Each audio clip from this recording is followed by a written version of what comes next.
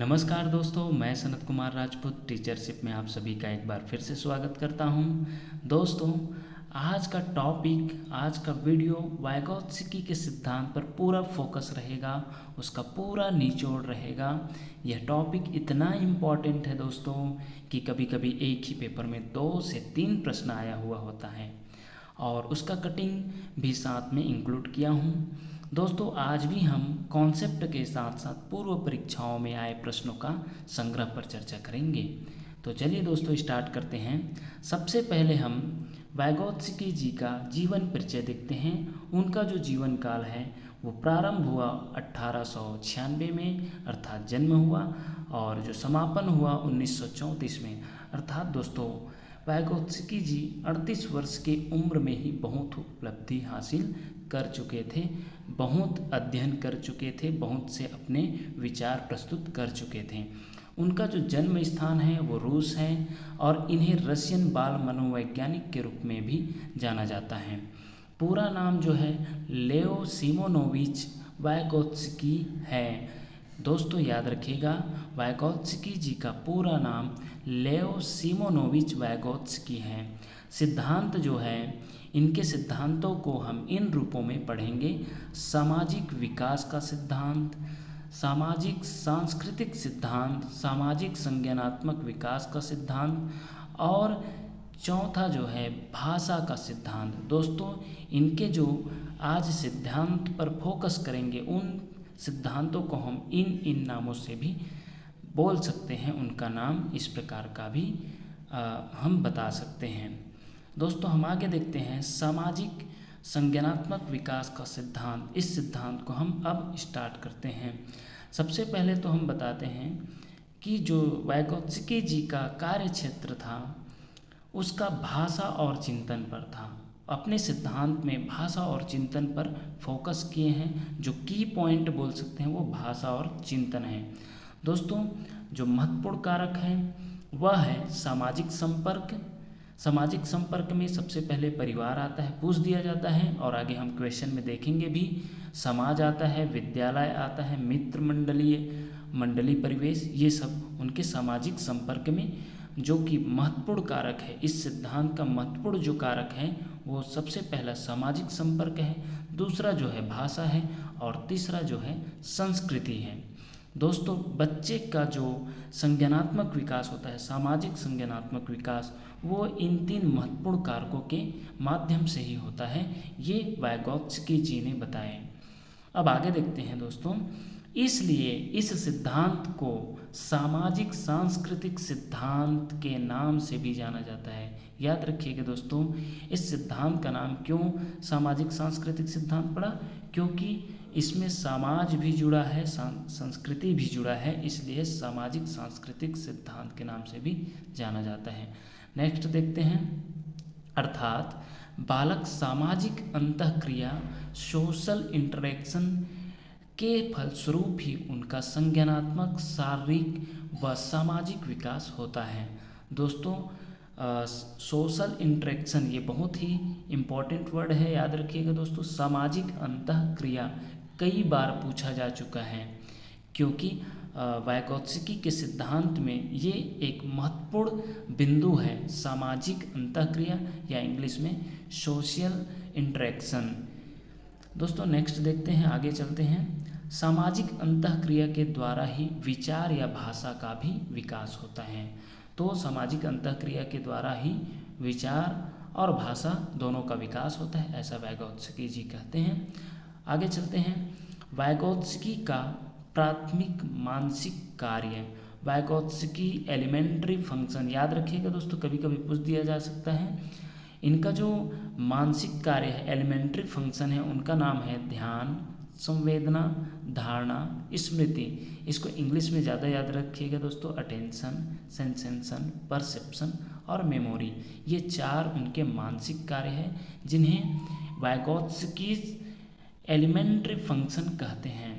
चलिए दोस्तों, आगे चलते हैं। वाइगोत्स्की के अनुसार ये हमारे सामाजिक और सांस्कृतिक वातावरण है जो हमें इन प्राथमिक कौशलों को विकसित करने और उच्च और अंततः उच्च मानसिक कार्यों को करने की अनुमति देता है।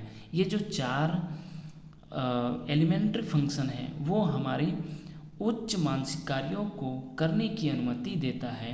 ये जो 4 एलिमेंट्री फंक्शन हैं वो याद रखिएगा दोस्तों, बहुत इम्पॉर्टेंट है दोस्तों। आगे चलते हैं, जो कि बहुत बहुत इम्पॉर्टेंट है, इनसे हमेशा क्वेश्चन पूछा जाता है। वाइगोत्स्की जी का जो इस सिद्धांत में जो महत्वपूर्ण बिंदु है वो है ZPD थ्योरी। ZPD का पूरा नाम है, फुल फॉर्म है जोन ऑफ प्रॉक्सिमल डेवलपमेंट। इसका पूरा नाम है, याद रखिएगा दोस्तों, ZPD का पूरा नाम जोन ऑफ प्रॉक्सिमल डेवलपमेंट। कई बार पूछ चुके हैं दोस्तों इनका पूरा नाम। तो इसमें होता क्या है दोस्तों, वाइगोत्स्की के अनुसार अधिगम की सामाजिक अंतःक्रिया के प्रक्रिया में बालकों के वास्तविक विकास के स्तर से संभावित विकास के स्तर की ओर ले जाने का प्रयास किया जाता है। वाइगोत्स्की ने इसे समीपस्थ विकास का क्षेत्र की संज्ञा दी है। याद रखिएगा दोस्तों, ZPD को समीपस्थ विकास का क्षेत्र भी कहते हैं या निकटतम विकास का क्षेत्र भी कहते हैं, जिनका पूरा नाम है जोन ऑफ प्रॉक्सिमल डेवलपमेंट। दोस्तों इनको हम इस प्रकार से भी जान सकते हैं, अर्थात वास्तविक विकास स्तर और संभावित विकास स्तर के बीच के अंतर को ZPD या निकटतम विकास का क्षेत्र कहते हैं। कई बार पूछ चुके हैं दोस्तों कि वास्तविक विकास स्तर और संभावित विकास स्तर के मध्य जो होता है उसको क्या कहते हैं, तो उसको हम बोलते हैं दोस्तों ZPD या निकटतम विकास का क्षेत्र या समीपस्थ विकास का क्षेत्र भी कहते हैं। इनको और हम बहुत अच्छे से जानते हैं, वो भी डायग्राम के माध्यम से ZPD को समझते हैं दोस्तों। सबसे पहले ये डायग्राम को एक प्रकार का ये आरेख है दोस्तों, जिसको हम समझते हैं। सबसे पहले हम वास्तविक क्षेत्र क्या होता है, जैसे ऊपर आया है ये शब्द वास्तविक क्षेत्र और संभावित क्षेत्र, तो ये दोनों को हम पहले भली भांति समझ लेते हैं। वास्तविक क्षेत्र होता है बच्चा बिना किसी मदद से कर लेता है। यदि कोई टॉपिक को वह बिना किसी मदद से कर लेता है तो हम उसको वास्तविक क्षेत्र के उसमें रखेंगे, स्टेज में रखेंगे। इसको हम बोलेंगे वास्तविक क्षेत्र, जो बच्चे बिना किसी मदद से कर लेंगे। उसके बाद आगे हम जाएंगे दोस्तों, तो ये जो क्षेत्र है उसको भी बच्चे कर लेंगे, लेकिन उनके लिए इजी नहीं होता ये क्षेत्र। इस क्षेत्र में बच्चे अपनी समस्याओं को जो भी उसको मिलता है टॉपिक, उसको स्वयं से करते हैं, लेकिन आसान नहीं होता है। और इसके बाद आगे बढ़ते हैं तो ये वाला जो क्षेत्र होता है, ये वाला, तो इस वाले क्षेत्र में होता क्या है दोस्तों, अब जो टॉपिक है, जो भी उनके सामने जो भी समस्या पैदा होने लगती है, धीरे धीरे जटिल होने लगती है, जो वह स्वयं नहीं कर पाता, तो वह फिर क्या करने लगते हैं, किसी बड़ों से या अपने से ज़्यादा नॉलेज वालों से, जिसको हम MKO बोलते हैं, मोर नॉलेजेबल अदर बोलते हैं, इसका फुल फॉर्म जो है मोर नॉलेजेबल अदर। तो इनके द्वारा, अब ये मोर नॉलेजेबल अदर जिसमें पेरेंट्स भी आ सकते हैं, टीचर्स या पियर्स मतलब होता है दोस्तों सहपाठी, जो उन बच्चों से ज़्यादा जानते हो। इसका मतलब ये है कि MKO की श्रेणी में बच्चे से उनसे ज़्यादा जानने वाले लोग आ सकते हैं, वो समकक्ष या सहपाठी भी हो सकते हैं। तो ये जो क्षेत्र है जब जटिल होने लगते हैं तो उन्हें हेल्प की ज़रूरत पड़ती है, या एक हेल्प मिलता है जो MKO के द्वारा, अर्थात पेरेंट्स, टीचर या पियर्स के द्वारा। तो वो बच्चे उस जटिल को भी, जो भी उनके सामने में समस्या रहती है, उनको हेल्प के द्वारा करने लग जाते हैं। तो इस क्षेत्र को हम बोलेंगे संभावित क्षेत्र। जैसे ही उनको हेल्प मिलता है, जैसे ही उनको इस क्षेत्र में हेल्प मिलता है, फिर वह अपना संभावित क्षेत्र में पहुंच जाता है विद द हेल्प, सहायता से किसी कार्य को करने में वो सक्षम हो जाता है। जैसे कुछ टॉपिक को वो स्वयं नहीं कर पाते तो विद द हेल्प अर्थात किसी एम के ओ से सहायता प्राप्त करके वह सहायता से वह किसी टॉपिक को या किसी अपनी समस्या को, जो अपने चाहे वो पाठ्यक्रम पर आधारित हो या फिर वो उनके जो भी समस्या हो, पढ़ाई से रिलेटेड हो या अपनी जीवन से रिलेटेड जो भी हो, तो उनको अपने किसी के हेल्प के द्वारा करने में सक्षम हो जाते हैं, तो उनको हम बोलते हैं संभावित क्षेत्र।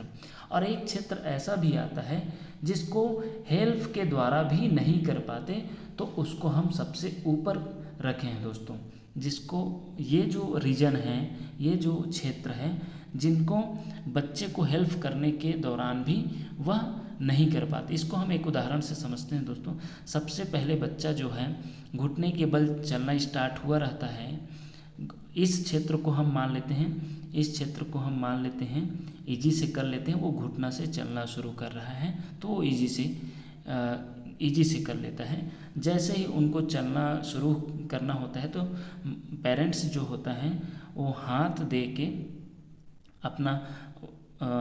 के उनके हाथ पकड़ के चलना शुरू कराते हैं और हेल्प करते हैं।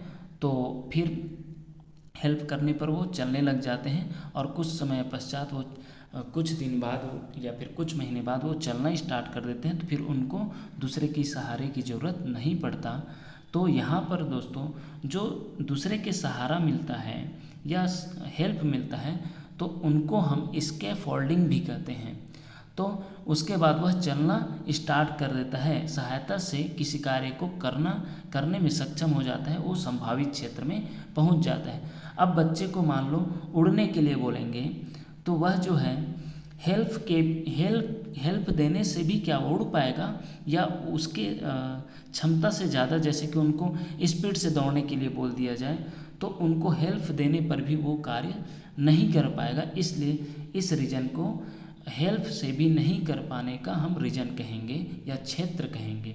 तो दोस्तों यहाँ पर जो ZPD है वह जो है एक होता है संभावित क्षेत्र, एक होता है वास्तविक क्षेत्र। तो दोनों के बीच जो मध्य रीजन होता है, क्षेत्र होता है, उसको हम बोलते हैं ZPD। याद रखिएगा दोस्तों, ZPD संभावित क्षेत्र और वास्तविक क्षेत्र के बीच का अंतर है दोस्तों।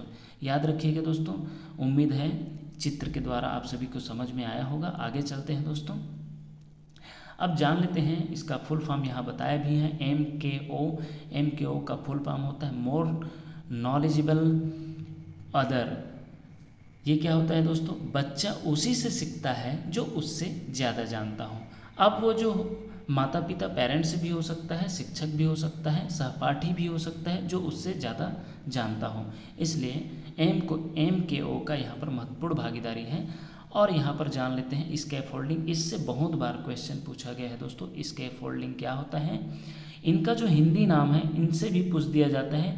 पाड़ से पूछा गया है कई बार क्वेश्चन, या ढांचा से, और इसे मचान भी कहते हैं। स्कैफोल्डिंग का हिंदी नाम बदलते रहता है दोस्तों, कभी पाड़ से आ जाता है तो कभी ढांचा से, कभी मचान से, और जो उसका इंग्लिश नेम दिया रहेगा वो स्कैफोल्डिंग रहेगा।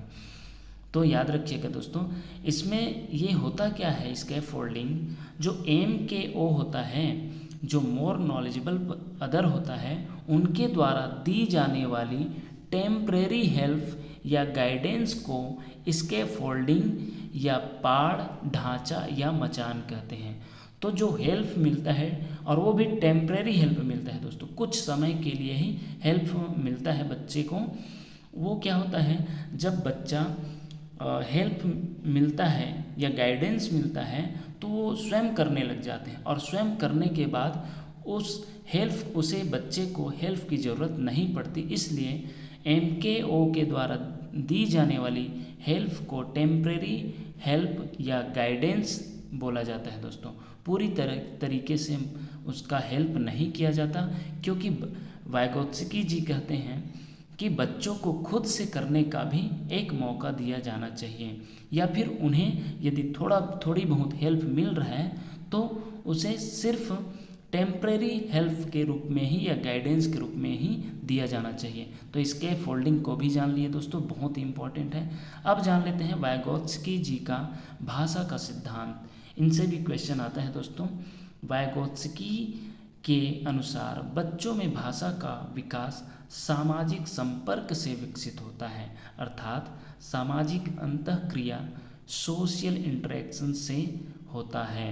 ये बहुत इम्पॉर्टेंट बिंदु है दोस्तों, याद रखिएगा। भाषा का विकास भी बच्चों में सामाजिक अंतःक्रिया के द्वारा होता है।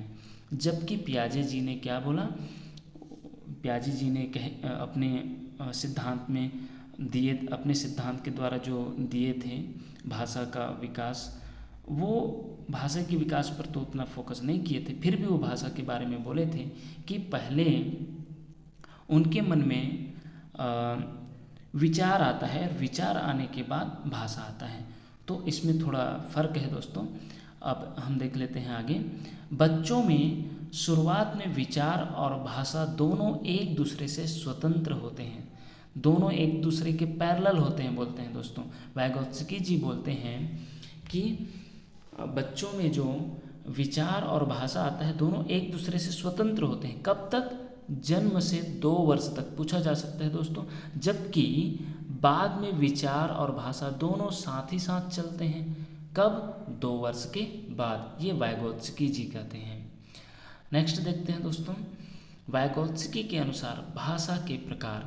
दोस्तों वाइगोत्स्की जी ने जो अपना भाषा का बच्चों के लिए जो भाषा विकसित होती है बच्चों में, उनका प्रकार जो डिफाइन किए हैं उनको देखते हैं बारी बारी। सबसे पहले वाइगोत्स्की जी ने सामाजिक वाक सोशल स्पीच के बारे में बताया है। बच्चा 2 वर्ष की उम्र में 2 वर्ष की उम्र से अपने आसपास के लोगों से बात करना शुरू कर देते हैं, बातें करना शुरू कर देते हैं 2 वर्ष की उम्र से। तो हम उसको बोलते हैं सामाजिक वाक या सोशल स्पीच। याद रखिएगा दोस्तों, 2 वर्ष से बच्चे जो है अपने आसपास के पेरेंट्स से, पड़ोसियों से बात करना शुरू कर देते हैं, तो उसको हम क्या बोलेंगे? सामाजिक वाक या सोशल स्पीच। दूसरा जो है नेक्स्ट है निज वाक या प्राइवेट स्पीच। दोस्तों बच्चा जो है 3 वर्ष की उम्र में खुद से बातें करना शुरू कर देते हैं। जैसे कि बच्चा खेलना शुरू करते हैं या गुड्डे गुड़िए का खेल खेलते हैं तो वो उनसे ही बात करते रहते हैं, या फिर अपना जो आजकल मोटर गाड़ी ले के लाए रहते हैं खिलौने, तो उनको चलाने के टाइम आवाज़ देने लगते हैं, कुछ कुछ बात करने लगते हैं। तो इस प्रकार का बच्चा अपने से खुद से बात करने लग जाते हैं। तो वह कौन से स्टेज में होता है? बच्चे के 3 वर्ष के उम्र में वह निज वाक या प्राइवेट स्पीच शुरू कर देते हैं।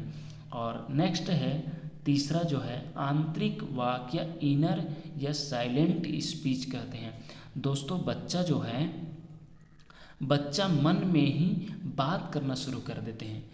इन आंतरिक वाक का मतलब है इनर या साइलेंट स्पीच। इसमें जो है बच्चा 7 वर्ष, यहाँ पर बच्चे जो है 7 वर्ष है दोस्तों, 7 वर्ष के बाद बच्चा जो है मन में बात करना शुरू कर देते हैं, चिंतन करना शुरू कर देते हैं, मनन करना शुरू कर देते हैं, मन में भी बात करना शुरू कर देते हैं। वयस्क की भांति वो सोचने लग जाते हैं। तो उनमें जो चिंतन मनन करने की जो उपलब्धि है, जो विकास है, वो इस 7 वर्ष की उम्र में आने लग जाती है, 7 वर्ष से शुरू हो जाती है, जिसको हम आंतरिक वाक या इनर या साइलेंट स्पीच कहते हैं। इस प्रकार से दोस्तों हमने वाइगोत्स्की के सिद्धांत, सामाजिक संज्ञानात्मक सिद्धांत को हम अच्छे से जाने, और वाइगोत्स्की के अनुसार भाषा के सिद्धांत को भी, भाषा विकास किस प्रकार होता है बच्चे में, क्या फैक्टर है उसका, सामाजिक अंतःक्रिया है या उसको सोशल इंटरेक्शन के द्वारा बच्चा जो है भाषा सीखता है, इनको जाना। अब देखते हैं दोस्तों, अब देखते हैं हम पूर्व में आए प्रश्नों का जो संग्रह, पूर्व परीक्षाओं में आए प्रश्नों का संग्रह स्टार्ट करते हैं। सबसे पहले इन्हीं जो हम ऊपर कॉन्सेप्ट समझे हैं उन्हीं से ये क्वेश्चन बनेगा दोस्तों, जो कि पूर्व में आए हुए प्रश्नों का संग्रह है। सबसे पहले देखते हैं, लेव वाइगोत्स्की के सिद्धांत के अनुसार बच्चों के सीखने के लिए क्या महत्वपूर्ण है। ऑप्शन ए है इनाम, ऑप्शन बी है सजा से बचाव, ऑप्शन सी है सामाजिक अंतःक्रिया और ऑप्शन डी है अनुबंधन। तो अभी हम भली भांति पढ़े हैं दोस्तों कि इसका आंसर क्या हो जाएगा, आपके अब मन में आ गया होगा, आपका आंसर आ गया होगा, सामाजिक अंतःक्रिया होगा दोस्तों। बच्चों में जो सीखने के महत्वपूर्ण सिद्धांत हैं वह वाइगोत्स्की के अनुसार क्या है, सामाजिक अंतःक्रिया, सोशल इंटरेक्शन। तो इसका आंसर हो जाएगा ऑप्शन सी। नेक्स्ट देखते हैं दोस्तों। देखिए दोस्तों, यहाँ पर जो प्रश्नों का जो संग्रह लिए हैं, क्योंकि ये पूर्व में आए प्रश्नों का कटिंग है, इसलिए ये नंबर जो है अलग अलग हैं। क्योंकि दोस्तों मैं बता रहा था कि कभी कभी एक ही पेपर में 2 से 3 क्वेश्चन आया हुआ है, तो देख लीजिए यहाँ पर 7, 8 लगातार 2 क्वेश्चन आया हुआ है। तो देखते हैं किसके सिद्धांत में भाषा बच्चों के संज्ञानात्मक विकास में महत्वपूर्ण भूमिका निभाती हैं। तो संज्ञानात्मक विकास में किसके सिद्धांत में दोस्तों, तो इसमें है, आ जाएगा आंसर पहला ही, लेव वाइगोत्स्की। नेक्स्ट देखते हैं दोस्तों, वाइगोत्स्की के अनुसार बच्चे किस प्रकार सीखते हैं। पहला है प्रतियोगिताओं के द्वारा, दूसरा है साथियों के साथ बातचीत करके, तीसरा है पुरस्कार के लिए प्रयास करके और दंड से बचकर, और चौथा है उद्दीपन प्रतिक्रिया अनुबंधन करके। तो दोस्तों इसका जो आंसर होगा साथियों के साथ बातचीत करके, क्योंकि वाइगोत्स्की जी समाज से अंतःक्रिया के द्वारा सीखने को फोकस किया है, जिसमें मित्र मंडली भी आता है, हम ऊपर पढ़ चुके हैं पूर्व में, अभी हम कॉन्सेप्ट में समझ चुके हैं, इसलिए इसका आंसर दूसरा हो जाएगा। नेक्स्ट देखते हैं दोस्तों, विद्यार्थियों में एक समस्या का हल खोजने में संघर्ष करते देखकर उनकी सहायता के लिए अध्यापिका उन्हें संकेत और आधे सुलझे उदाहरण देती है। लेव वाइगोत्स्की के सिद्धांत के अनुसार यह खाली स्थान का उदाहरण है। तो याद रखिएगा दोस्तों, इसका ऑप्शन देखिए, पहला है पाड़, दूसरा है प्रतिवर्तन, तीसरा है क्रमबद्धता, चौथा है प्रतिपादक। तो मेरे ख्याल से आपको आंसर आ गया होगा दोस्तों, आपके आंसर आ गया होगा। इसका जो आंसर है वो पहला है पाड़, जिसको हम स्कैफोल्डिंग कहते हैं दोस्तों। नेक्स्ट देखते हैं, 8वां, निम्न में से किस सिद्धांतकारी ने कहा कि संज्ञानात्मक विकास एक सहयोगात्मक प्रक्रिया है। तो इसमें पहला ही ऑप्शन होगा दोस्तों, क्योंकि हम लेव वाइगोत्स्की के बारे में पढ़ रहे हैं, जो संज्ञानात्मक विकास में सहयोगात्मक मतलब जो स्कैफोल्डिंग के बारे में चर्चा किए हैं, जो सहयोग के बारे में, हेल्प के बारे में चर्चा किए हैं, वो लेव वाइगोत्स्की जी ने किए हैं। तो इसका आंसर लेव वाइगोत्स्की होगा। नेक्स्ट देखते हैं, निकटस्थ विकास का क्षेत्र, जिसको हम जोन ऑफ प्रॉक्सिमल डेवलपमेंट कहते हैं, इंग्लिश नेम इसका दोस्तों। तो इसमें जो होता है, देख लेते हैं इसका ऑप्शन क्या दिया है। वह प्रक्रिया जिसमें शुरू में विभिन्न समझ वाले 2 व्यक्ति समान समझ पर पहुंचते हैं। ऑप्शन बी है वह प्रक्रिया जिसमें बच्चे समाज के वयस्क सदस्यों द्वारा निर्धारित विधि से कार्य करते हैं। और तीसरा है बच्चों के वर्तमान स्तर पर स्वतंत्र प्रदर्शन और वयस्क व अधिक कौशल वाले समकक्षियों की सहायता से बच्चे द्वारा उपार्जित किए जाने वाले प्रदर्शन के मध्य का क्षेत्र है। और ऑप्शन डी है विभिन्न प्रकार के कार्य जो कि अपनी उम्र के अनुसार बच्चे को करने चाहिए परंतु वह नहीं कर सकती। तो इसका आंसर हो जाएगा दोस्तों, अभी हम पढ़े हैं बच्चे के वास्तविक विकास जो कि वर्तमान स्तर हो जाएगा, और जो उपार्जित किए जाने वाले प्रदर्शन जो है वो हो जाएगा संभावित क्षेत्र। तो दोनों का मध्य क्षेत्र की बात हो रही है, इसलिए इसका जो आंसर हो जाएगा ऑप्शन सी। तो नेक्स्ट देखते हैं दोस्तों, किस मनोवैज्ञानिक के अनुसार बच्चों के संज्ञानात्मक विकास में सांस्कृतिक उपकरण एक महत्वपूर्ण भूमिका निभाते हैं। तो निश्चित रूप से दोस्तों सांस्कृतिक शब्द आ गया है, सांस्कृतिक उपकरण। तो याद रखिएगा दोस्तों, सांस्कृतिक शब्द से याद रखिएगा इसका जो आंसर है वो लेव वाइगोत्स्की हो जाएगा। सांस्कृतिक के बारे में, सामाजिक सांस्कृतिक के बारे में वाइगोत्स्की जी ने ही बताए हैं, ये याद रखिएगा दोस्तों। नेक्स्ट देखते हैं। वाइगोत्स्की के अनुसार जब एक वयस्क बच्चे के निष्पादन के वर्तमान स्तर को सहयोग द्वारा विस्तारित करता है तो इसे क्या कहते हैं। एक बार फिर देखते हैं दोस्तों। वाइगोत्स्की के अनुसार जब एक वयस्क बच्चे के निष्पादन के वर्तमान स्तर को सहयोग द्वारा विस्तारित करता है तो इसे क्या कहते हैं। तो इसका जो ऑप्शन है समीपस्थ विकास का क्षेत्र, दूसरा है पाड़, तीसरा है अंतः व्यक्तिनिष्ठता और चौथा है खोजपूर्ण अधिगम। तो याद रखिएगा दोस्तों, इसका जो आंसर आप लोग को आ गया होगा, जो सहयोग द्वारा विस्तारित करता है उसको हम क्या कहते हैं, वो है पाड़ या ढांचा, जिसको हम स्कैफोल्डिंग कहते हैं। तो सहयोग द्वारा विस्तारित करता है मतलब वो स्कैफोल्डिंग है, याद रखिएगा दोस्तों। तो इसका आंसर हो जाएगा पाड़ या ढांचा, जिसको हम स्कैफोल्डिंग कहते हैं। नेक्स्ट जो क्वेश्चन है, खाली स्थान के अनुसार बच्चों के चिंतन के बारे में सामाजिक प्रक्रियाओं तथा सांस्कृतिक संदर्भ के प्रभाव को समझना आवश्यक है। तो वो तो स्वाभाविक है दोस्तों, क्योंकि हम किसका सिद्धांत पढ़ रहे हैं, लेव वाइगोत्स्की जी का। तो इसका आंसर लेव वाइगोत्स्की होगा, क्योंकि लेव वाइगोत्स्की जी सामाजिक प्रक्रियाओं और सामाजिक सांस्कृतिक संदर्भ के बारे में बताए हैं। नेक्स्ट देखते हैं दोस्तों। वाइगोत्स्की की संस्तुति के अनुसार बच्चों की व्यक्तिगत वाक की संकल्पना है। व्यक्तिगत वाक वही है दोस्तों, व्यक्तिगत मतलब प्राइवेट स्पीच के बारे में बात कर रहे हैं। व्यक्तिगत वाक मतलब प्राइवेट स्पीच के बारे में बात कर रहे हैं दोस्तों। तो अभी हम ऊपर देखे भी हैं और इनसे क्वेश्चन बन भी चुका है। तो पहला जो ऑप्शन है, प्रदर्शित करती है कि बच्चे अपने आप से प्यार करते हैं। स्पष्ट करती है कि बच्चे अपने ही कार्यों के निर्देशन के लिए भाषा का उपयोग करते हैं। ऑप्शन सी है, प्रदर्शित करती है कि बच्चे बुद्धू होते हैं, इसलिए उन्हें प्रौढ़ों के निर्देशन की आवश्यकता होती है। और चौथा है, स्पष्ट करती है कि बच्चे अहम केंद्रित होते हैं।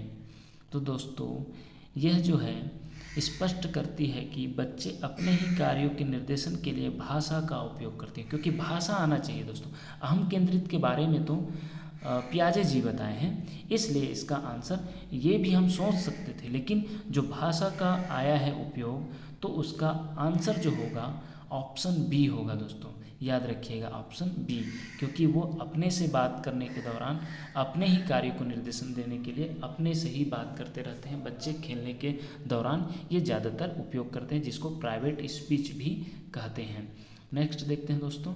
वाइगोत्स्की के अनुसार सीखने को पृथक नहीं किया जा सकता।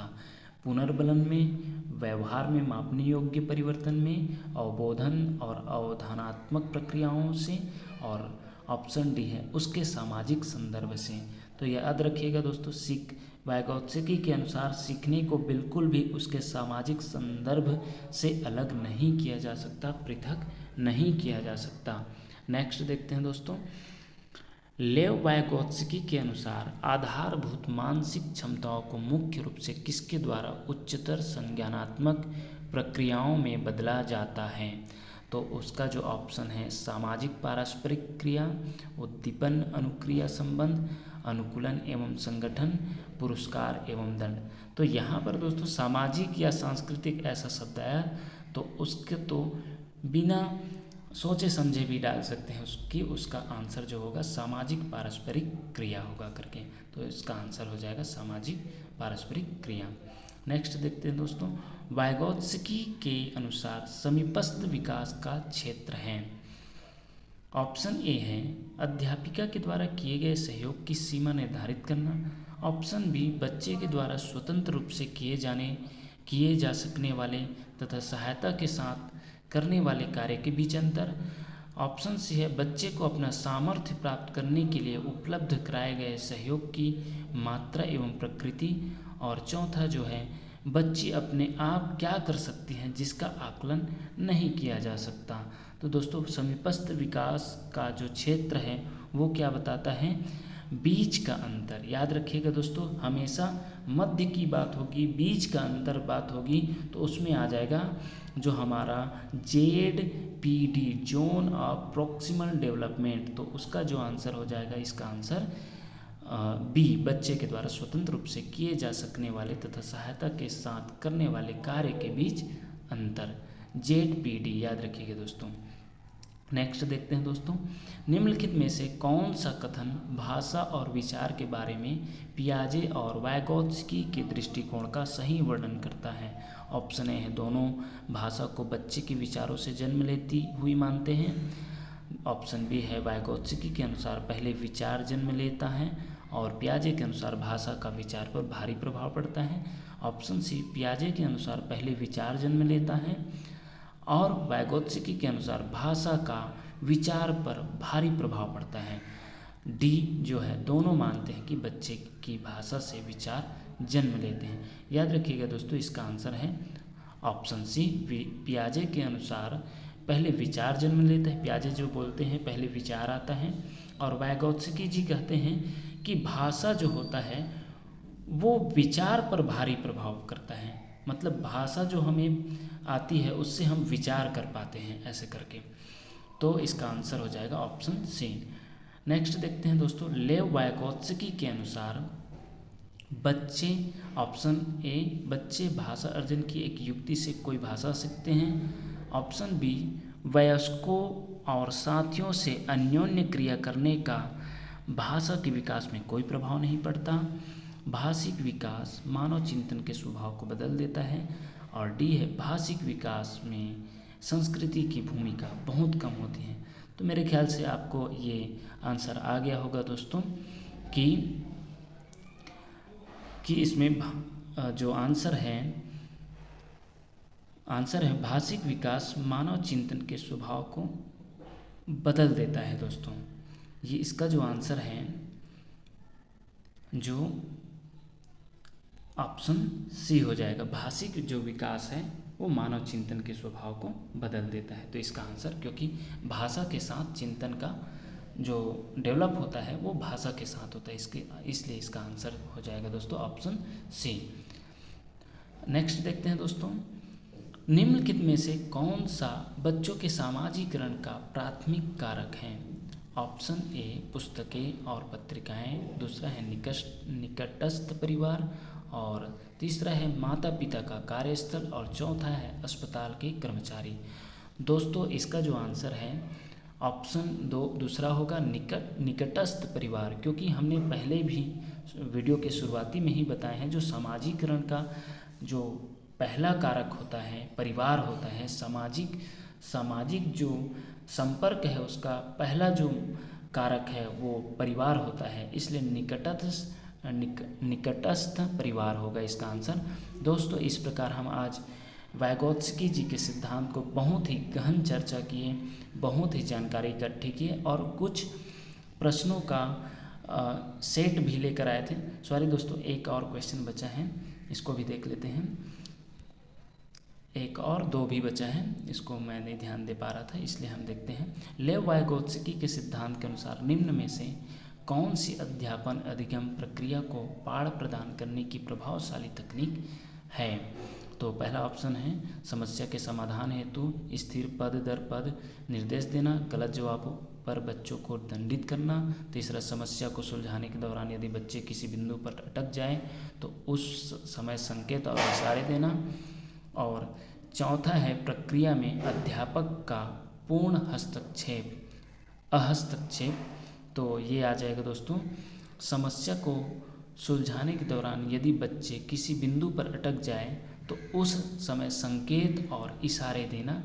यह पाठ या स्कैफोल्डिंग का जो है वो आंसर है। स्कैफोल्डिंग का जो कॉन्सेप्ट है वो यहाँ पर यूज हुआ है। नेक्स्ट देखते हैं दोस्तों, जो कि हमारा लास्ट क्वेश्चन है।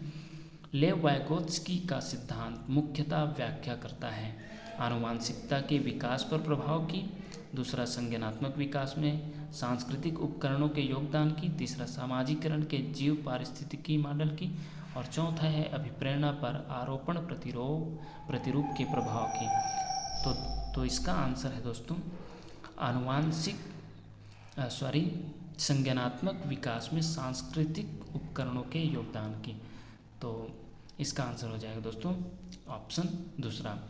दोस्तों इस प्रकार हम वाइगोत्स्की जी के सिद्धांत को बहुत ही गहन चर्चा किए और कुछ प्रश्नों के संग्रह को भी बहुत बारीकी से देखें।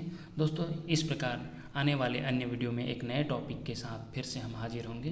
तब तक के लिए आप चैनल को सब्सक्राइब कीजिए, शेयर कीजिए, ताकि सभी मित्रों को जो टेट एवं शिक्षक भर्ती की तैयारी कर रहे हैं उन तक पहुंच सके। धन्यवाद साथियों।